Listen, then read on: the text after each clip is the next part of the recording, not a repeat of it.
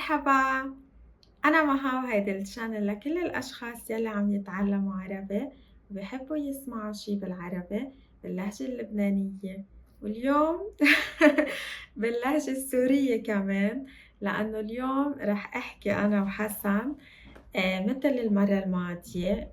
إذا بتتذكروا نحن عملنا فيديو قبل مع بعض. عملنا فيديوهين وحسيت إنه الناس حبت تشوف شخصين عم بيحكوا مع بعض بطريقة حلوة بطريقة طبيعية بالعربي. فكرمال هيك اليوم قررنا أنا وحسن نعمل هيدا الفيديو. رح نحكي مع بعض بطريقة كتير واضحة. أنا أكيدة إنه كتير رح تتعلموا كلمات وعبارات نحن بنستعملها بحياتنا اليومية، وهيدي العبارات ما فيكن تلاقوها وين ما كان. فيكن تلاقوها بس عند الأشخاص اللي هن لغتهم الأساسية هي العربي وبيحكوا باللهجة الشامية. مرحبا حسن، أهلا وسهلا. أهلين معها، ميرسي شكرا على شكرا إلك. أهلا فيك، تكرم. اليوم الموضوع على فكرة ما قلنا شو الموضوع اليوم هو رح نحكي عن الحياة بكندا. ونعمل شوي مقارنة بين كندا ولبنان. بما إنه حسن عايش هلأ بكندا وأنا عايشة بلبنان، ف ليش ما بنحكي شوي عن الفرق بين البلدين من كذا زاوية. فينا نحكي عن مم. الشغل، عن الناس، عن الطقس، عن أي شي بدنا إياه. فبما إنه أنت يا حسن هلأ عايش بكندا، خبرنا شوي أكتر عن انطباعك. شو يعني انطباعك؟ يعني أنت شو رأيك بهيدا البلد؟ شو حاسس من جوا؟ مبسوط؟ مرتاح؟ خبرنا شوي أكتر. مهم. شكرا مها على السؤال. هلأ طبعا الموضوع هو مثير جدا. لبنان وكندا بلدين مختلفين كتير كتير عن بعض. لبنان بلد صغير بالمساحة كتير، وكندا بلد كتير كتير كبير بالمساحة. هو ما بعرف إذا بتعرفي، هو تاني أكبر بلد بالعالم بعد روسيا اهم، بالمساحة. اهم، لبنان بلد قديم كتير، له تاريخ طويل كتير. كندا بلد جديد نسبيا، يعني ما عمره شي مئات السنين. في فوارق كتير كتير كبيرة بين هالبلدين. بس مع ذلك في شغلات مشتركة يمكن تفاجئ كتير من الناس ومن المستمعين اليوم. تحديدا اهم، أنا إذا بدي قارن مدينة مونتريال اللي أنا حاليا عايش فيها، واللي أنا يعني أكتر مدينة قضيت فيها وقت بكندا. اهم، مونتريال فيها جالية عربية كتير كبيرة، والجالية اللبنانية تحديدا هي من أكبر الجاليات العربية بمونتريال. أنا الحي اللي ساكن فيه هون اسمه فيل سان لوران، بس الناس بيمزحوا بيقولوا فيل سان ليبان. من كتر من كتر حلو. ما في لبنانية وما في. ف فهون صح نحن بعاد كتير عن لبنان، ولكن هون فيك تعيشي وتتذوقي الأكل اللبناني، فيك تسمعي اللهجة صح. اللبنانية، فيك تروحي على مطعم لبناني وتدبكي. ترقصي الرقص أها، التقليدي وتعملي الدبكة دبكة. وكله البرنامج اللبناني كله، من المازقة لآخر السهرة يعني. هذا الشيء كتير كتير كتير حلو. يعني هو يمكن اللي بيخليني إنه أحس إنه فعلا كندا هي بلد برتاح فيه، لأنه بحس إنه أوكي هذا الفارق الثقافي، إنه في شيء أنا فيني أعيش ثقافتي أو شيء شبيه فيها كتير هون بهالبلد البعيد اهم، الكبير البارد جدا.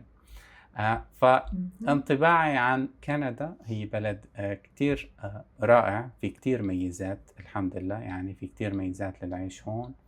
المجتمع الكندي مجتمع منفتح، يتقبل الناس بسهولة. في الواحد يجي هون وإذا عاش وتأقلم مع البلد، بعد سنوات قليلة في يقول أنا كندي. هذا الشيء ما بيصير بأي بلد تاني. أنا هلا بعد 10 سنين أنا فيني أقول أنا كندي سوري. أنا معي الجنسية الكندية طبعا، وبحس إنه أنا كندا صارت جزء مني. أنا عشت بكتير بلدان بالعالم. عشت ب6 بلدان بالعالم. تجربتي الحياة واو! سافرت كتير. بس ما بتخيل في أي بلد 6. تاني ممكن كان فيني أقول فيه هذا الشيء. هاي فيمكن هي أحلى شيء وأجمل شيء بكندا، هو انفتاح المجتمع، تقبل المجتمع. الهوية الكندية جدا واسعة وبتحتضن الآخر، بتتقبل الآخر. فهذا بلا شك هو برأيي أفضل الميزات العيش بكندا. والله حلو، أي والله. حلو كتير عن جد، لأنه في كتير ناس يعني أجانب لما يسافروا على بلد جديد عن جد بيعانوا، يعني بيصير معهم شوية مشاكل من ناحية التمييز، إنه أنت أجنبي أو نحن ما بنحب الأجانب، أنت ليش اهم. هون، أو شوية عنصرية يمكن ما بعرف. فكتير منيح إنه أنت ما عندك هيدي المشكلة الحمد لله. هلأ هو يعني اهم. بصراحة العنصرية موجودة أنا برأيي وين ما كان، أي بلد بالعالم في نوع من العنصرية يعني موجودة بلبنان، موجودة اهم. بكندا، موجودة بكل أكيد. مكان. بس في أماكن بتكون العنصرية هي الصفة الأساسية، يعني بتكون كتير إيه. كتيرة. في أماكن بتكون اهم. إنه هي ما وراء الكواليس. فأنا باعتبر كندا هي إمم. إنه أكيد لا يخلو الأمر يوجد بعض التمييز ببعض الأمور ببعض الأشياء، ولكن مو هي الشيء اللي بيعرّف كندا. يعني إمم. كندا إذا بدي أعرّفها باقول لأ، هي بلد متسامح. مو يعني إنه ما في أي تمييز، ما في أي عنصرية أو إنه شيء مثالي. في كتير إمم. ناس عندها صورة وردية كتير عن كندا، يعني صورة أفضل بكتير من الواقع. كندا بلد يعني في ناس عاديين طبيعيين. هي الناس إلها مشاكلها، في مشاكل حقيقية كتير كتير، يعني مو شوي. المشاكل الاجتماعية هون بكندا كتير كتيرة. فهي مانا مكان وردي. ولكن مع ذلك هي مكان نسبيًا، هي مكان جميل جدًا. وفي كتير ميزات اهم. إيجابية. هو كله يعني اهم. نسبي المقارنة. أكيد. طَب أنت قُلت لي إنه صار لكم 10 سنين بكندا، اهم. سمعت صح أنا؟ مضبوط صح. طَب أنت وعايلتك يعني هاجرتوا، قررتوا خلص تروحوا تعيشوا بكندا، أوكي، صح؟ اهم. أنت وعيلتك، أهلك. طيب ليش يعني كيف أخدتوا هيدا القرار؟ وين كنتوا قبل وليش كندا بالذات يعني؟ هلأ لإنه هذا فيها كتير عرب وفيها أكل لبناني سؤال فليش؟ صعب كتير. دائمًا بانسأله ودائمًا باتلبك أها. بالإجابة عليه بصراحة. أها. أنا قبل كندا كنت عايش بأمريكا، وكنت عايش إمم. حياة منيحة كتير بأمريكا، يعني ما إنه كان في عيب معين فيني أتشكى منه.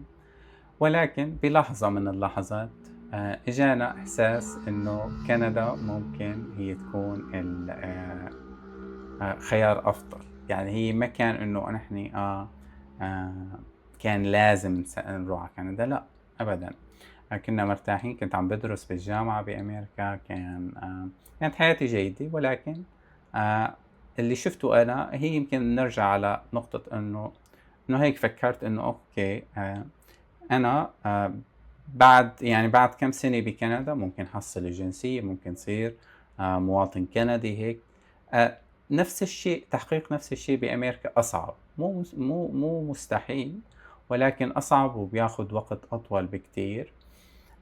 فقُلت إمم. إنه وكنت حابب التغيير كمان كنت فعلًا المكان اللي كنت عايش فيه بأمريكا هو مكان كتير رائع وحلو. وبصراحة ما في أي عيوب، بس ما كان في جالية عربية أبدًا، أبدًا، يعني من أي بلد، كان عدد قليل جدًا، جدًا من الناس اللي بيحكوا عربي. آآ مضبوط يعني، مضبوط. فالواحد بيحس بالغربة. صح. وسمعنا إنه أوكي مونريال، مونتريال، كذا هيك.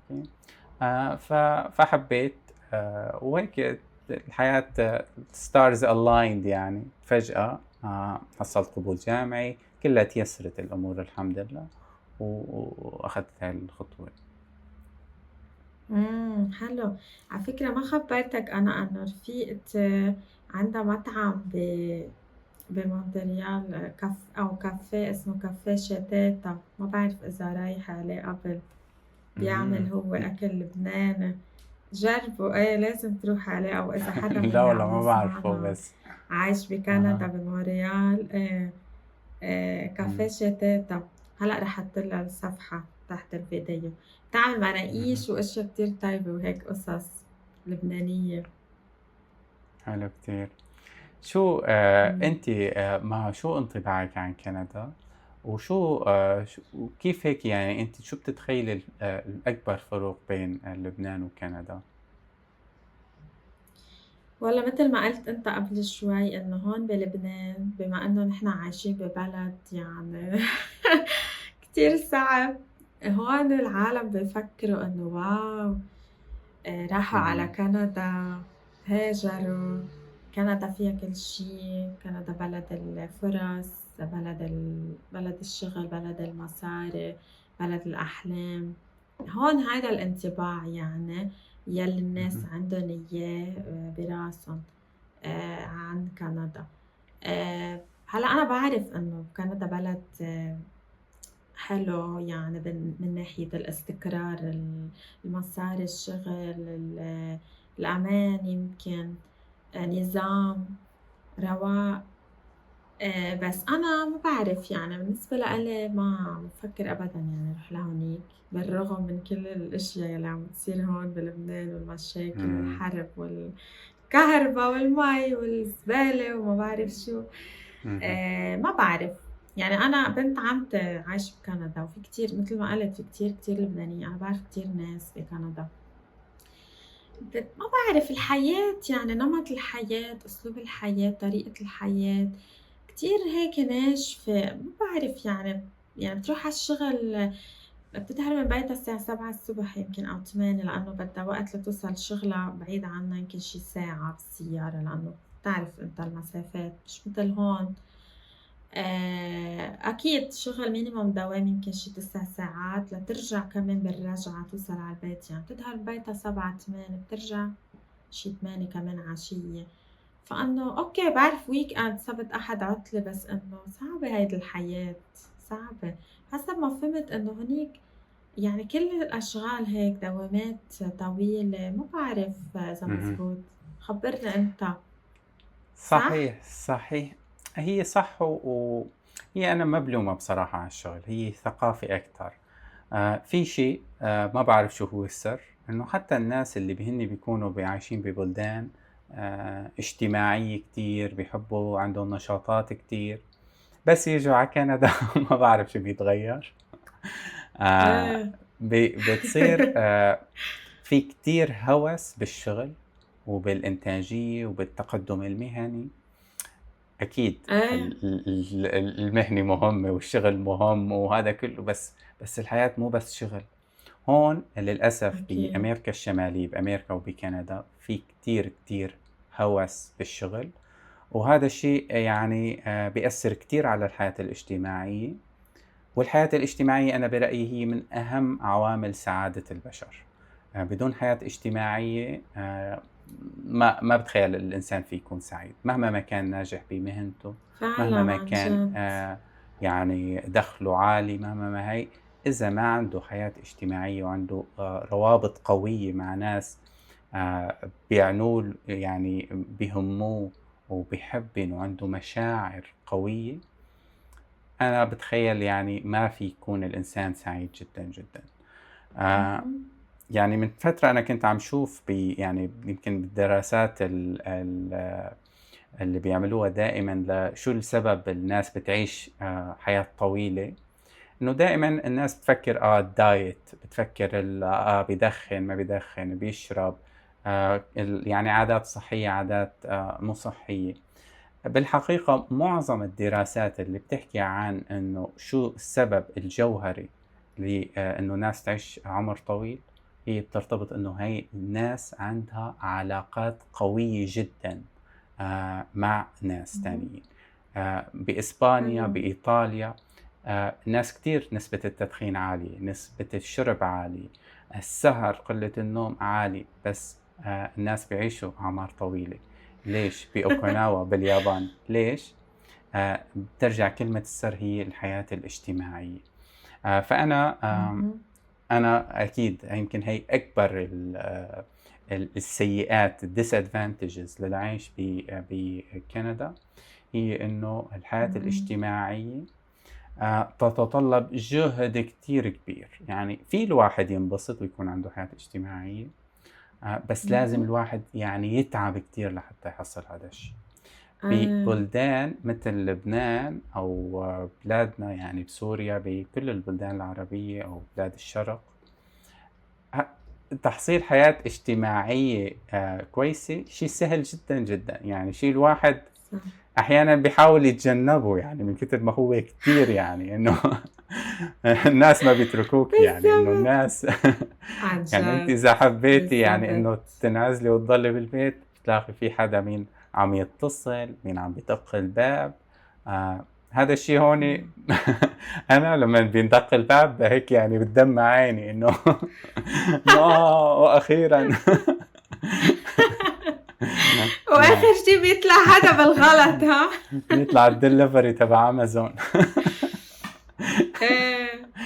ياه! بتعرف أنا هيدا هو السبب ليش أنا قررت أسكن هلأ بهيدي الشقة اللي أنا عايشة فيها بعيدة عن أهلي. هلأ أوكي، هلأ رح تضحك علي إنه شو بعيدة، بدها 25 دقيقة بالسيارة، بس بالنسبة للبنانية لإنه أنا بمنطقة تانية إمم، وصرت إنه بالجهة يعني بدهم يطلعوا على الأوتوستراد وييجوا لعندي، فأنا صرت كأنه كتير بعيدة. فإيه هيدا هو صراحة السبب الرئيسي، لإنه أنا باحب أكيد الحياة الاجتماعية، بس ما باقدر أنا كل يوم حدا ييجي لعندي، أو كل يوم حدا فجأة ييجي أو إيه ما فيّي.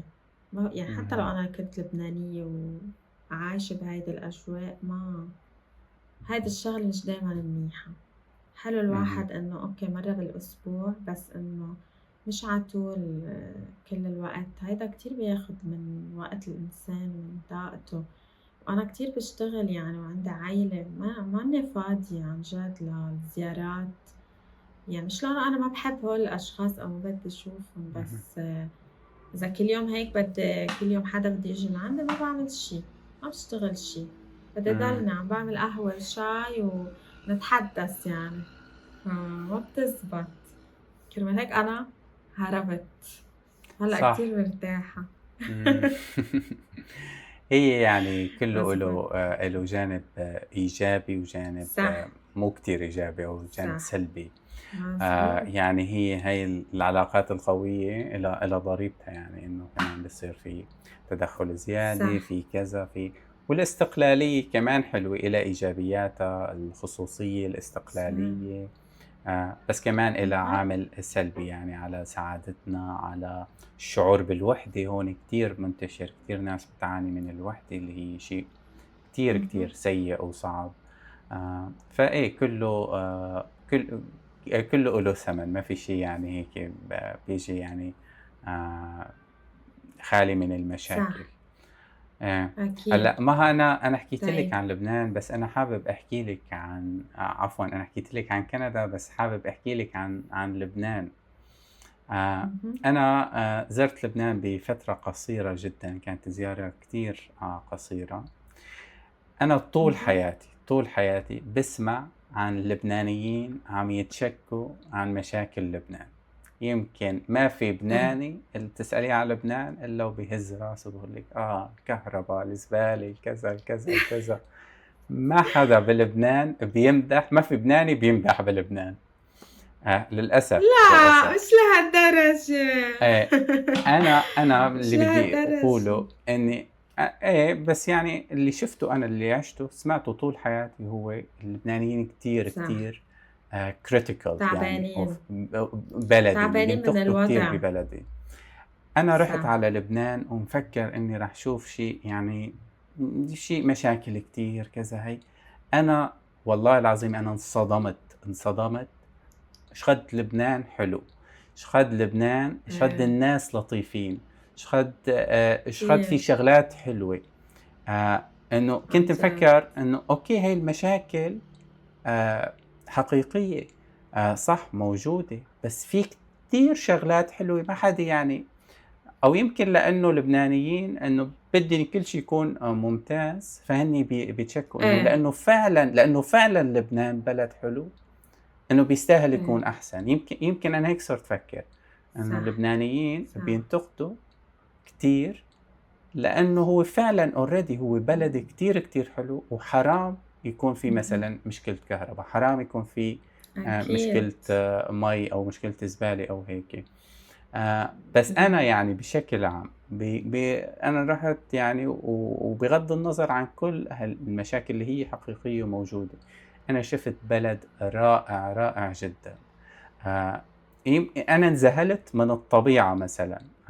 الطبيعة اللي صح. بجبل لبنان. كنت صح. مفكّر حالي بغابات الأمازون أو بشيء يعني إنه مستحيل، ما إيه. كنت عم صدّق. منظر عن شجر جد. السَرو بلبنان، يعني شجرة السَرو رائعة الجمال. الناس، الكورنيش، المشي على الكورنيش، اللطافة، الابتسامات، التسليم، الناس تكون مارّة من جنبِك تسلّم عليكِ. كتير صح. تفاصيل، كتير شغلات صغيرة خلّتني أكون سعيد جدًا، جدًا، باتمنى أرجع وأقضّي وقت طويل بلبنان، لإنه فعلًا بلد رائع جدًا. إن شاء الله يا رب تقدر ترجع تيجي. عن جد إيه أنا كتير باحب لبنان مزبوط. لكن إحنا اللبنانية خلص صار عنا عادة. يعني شو نحن معودين على النَّق.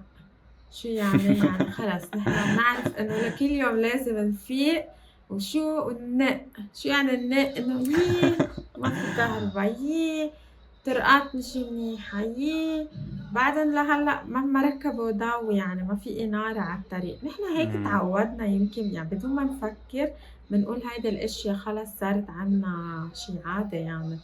اهم، بس لأنه عن جد نحن تعبانين. هيدي الأشيا إنه خلص بقى يعني قد إيه صار لنا نحن إنه إمم، بهيدي المشاكل. هيدي أشيا صارت بديهية يعني. كل اهم، الناس عندهم مي، كل الناس عندهم كهربا، كل الناس عندهم إضاءة وإنارة على الشارع. إنه ليش هيدا الشي هالقد صعب يعني هون بلبنان؟ شو المشكلة؟ ليش؟ إمم، إنه ليش؟ إنه عن جد كرمال هيك نحن أكيد متل ما قلت كل واحد لبناني بده يشوف بلده بأعلى المراكز، وبده يشوف بلده حلو ومتطور. لأنه نحن عنا أشيا كتير حلوة. وبيوم من الأيام يعني قبل الحرب الأهلية لبنان كان كان بلد كتير مهم يعني بالتجارة بالسياحة. كان كل العالم تيجي على لبنان. كان من إمم، زمان اسمه سويسرا الشرق. للأسف هلأ صرنا بمحل كتير بعيد. بس أكيد في عنا كل شي يعني في عنا نحن إمكانية إنه بيوم من الأيام نرجع نصير بلد حلو متطور متقدم كل الناس تجي لعنا. فكرة وبعد يعني حتى هلأ بهيدي الظروف يلي نحن فيها بعد في ناس عم تجي. بعد اهم، في ناس عم تجي من برات لبنان تزور هيدا البلد وتشوف الطبيعة. لأنه فعلا متل ما قلت طبيعة لبنان كتير حلوة. في اهم. مناظر الطبيعة رائعة. والناس بلبنان، الحياة. الناس آه، عن جد الناس روحهم حلوة متل ما اهم، قلت كتير لطيفين بيحبوا كتير يساعدوا بيضحكوا. هيدا اهم، اللبناني عن جد حتى لو ما بيعرفك إذا بدك مساعدة بيترك كل شي وبيروح بيساعدك. ما اهم، تسألني ليش. إمم. نحن بنحب نساعد يعني هيدا الشي هيك موجود فينا بدمنا. هلأ حسن في سؤال يعني ما فيي ما أسألك عنه. يعني إذا بدنا نحكي عن كندا كل الناس دغري بدها تفكّر إنه تلج وبرد وحرارة 35 تحت الصفر، وما فينا نظهر وطول الوقت بالبيت، إنه كيف عايشين؟ كيف عايشين عن جد يعني؟ كل شي indoor كل شي مسكّر، ما فيكن تظهروا تتمشوا كل الشتوية ويعني 6 أشهر بالسنة، إنه كيف تتحمّلوا هيدي الحرارة؟ ما بعرف شو بتلبسوا؟ هلأ هذا سؤال صعب، وأكيد يمكن هي أكبر التحديات العيش بكندا، إنه الطقس هون فعلًا جدًا قاسي. آآ كيف؟ والله ما باعرف كيف، بس يعني في شيء كلّه له حل يعني. هي فعلًا ممكن كتير من الأوقات بتنزل درجة الحرارة لل35 تحت الصفر، طبعًا سيلسيوس، أحيانًا لل40 تحت إيه، الصفر. آآ برد كتير يعني بغض النظر عن الرقم. برد كتير، وطبعًا تلج كتير. التلج حلو، التلج اهم، مانو مزعج، ولكن هو البرد المزعج أكتر شي. آآ صح، شو بنعمل؟ بنلبس، بنحاول نضل indoor. بيصير معنا بناخد إمم، حبّات الفيتامين د لإنه صح، ما ما بنشوف في شمس الشمس. إيه، ما آآ بتشوفوا الشمس أو كتير، بنشوف الشمس، بس يعني لمّا تكوني لابسة الجاكيت وهي يعني ما رح تستفيدي شي من الشمس. بالحقيقة إيه، في شمس بالصيف، عفوًا في شمس بالشتا. بالشتا، بس إيه، الأيام المشمسة بكندا هي أكتر الأيام الباردة، هي أبرد الأيام. يعني إيه، هي إيه باسمع هيك أنا، لمّن بتتلج بترتفع درجة الحرارة شوي.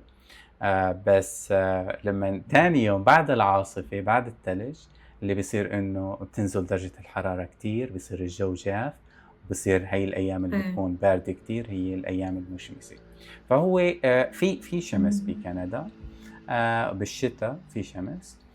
بس ما باعرف بتعوّد الواحد. في كتير ناس بتسافر لأماكن تانية ما بيقضّوا الشتا هون، بيقولوا لك أنا تعبت من الشتا بكندا. وطبعًا أنا آه، هذا أحد أحلامي يعني إنه أوصل اهم، لمرحلة إني فيني أشتغل من أي مكان بالعالم، فما أضطر إن شاء مضّي الله، ال6 شهور بكندا. بس بالجانب التاني الصيف عندنا كتير حلو.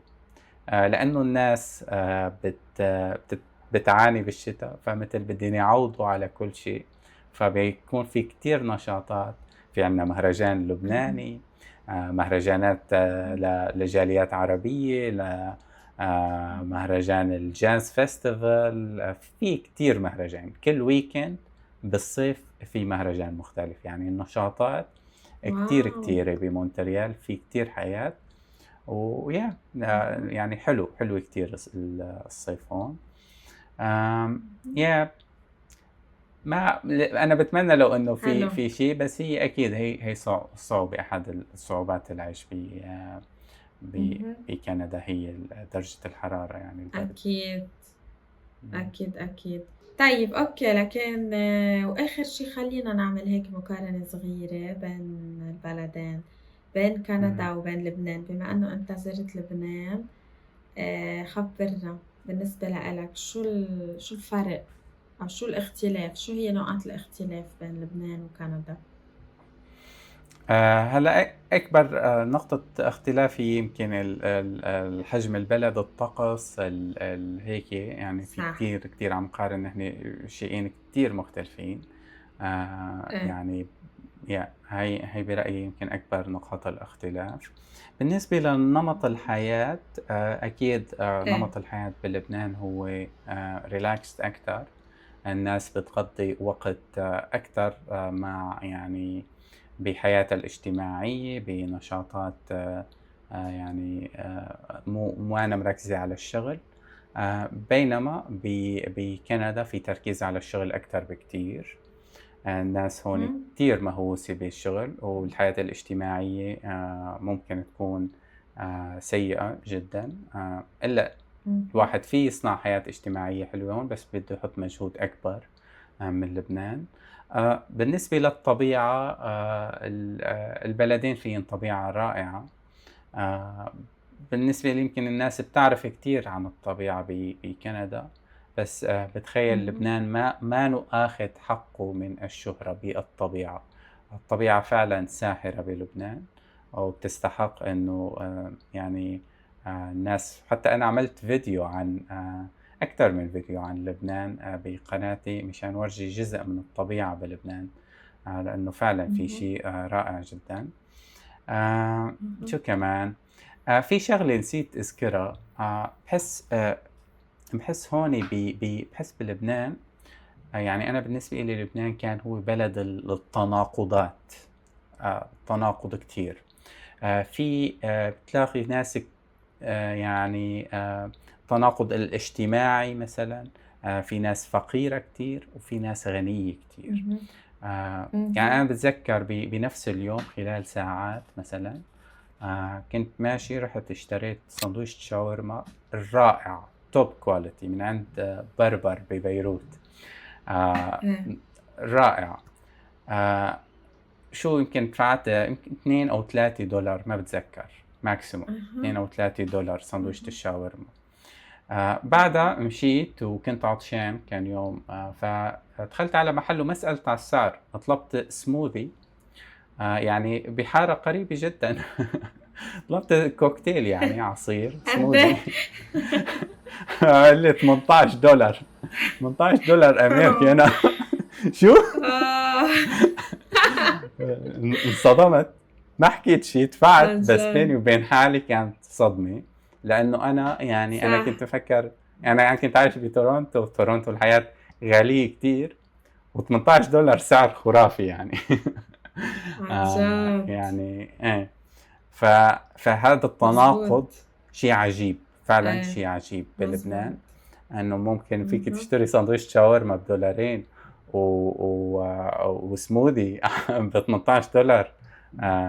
ياه! ففي هذا صح، الفروق الكبيرة. آآ في اهم، شغلات كتير، كتير حلوة بلبنان، بس كمان في شغلات كتير، كتير بشعة. في هذا التناقض اهم، يعني الموجود يعني بالبلد. كندا اهم، ما فيها الدراما كتير، كندا بلد يعني اهم، ما فيها التناقضات الكتير كبيرة، موجودة يعني، بس بشكل أقل بكتير. أكيد كمان في اهم، ناس هون، عندنا ناس homeless وناس بتعاني كتير من الفقر، بس يعني بشكل عام بتخيل المجتمع كله يعني عايش بنفس الفئة، يعني من مستوى؟ ناحية نفس إيه، المستوى، صح، أو ما في كتير فرق الاجتماعي بين والهيك. الطبقات، إيه، إيه، إيه يعني أقل من اهم، لبنان إذا عم نقارن بين الاتنين. مضبوط، فهيك اهم، والله هني بس للي عم بيتابعنا ومو زاير لبنان، بانصحكم جدًا، جدًا بزيارة لبنان. لبنان رغم كل مشاكله ورغم الحرب ورغم كل شي، بلد غني جدًا بالثقافة، بالطعام، بالطبيعة، بالناس الرائعة، في كل شي حلو، في كل إمم، شي حلو. yeah. أكيد، أكيد، أكيد لبنان أحلى بلد بالعالم، مش لهالدرجة بس مش أنا بالنسبة لهالدرجة لي حلو. معها، بس يعني. مش لهالدرجة، حتى أنا باقولها أكيد، أكيد.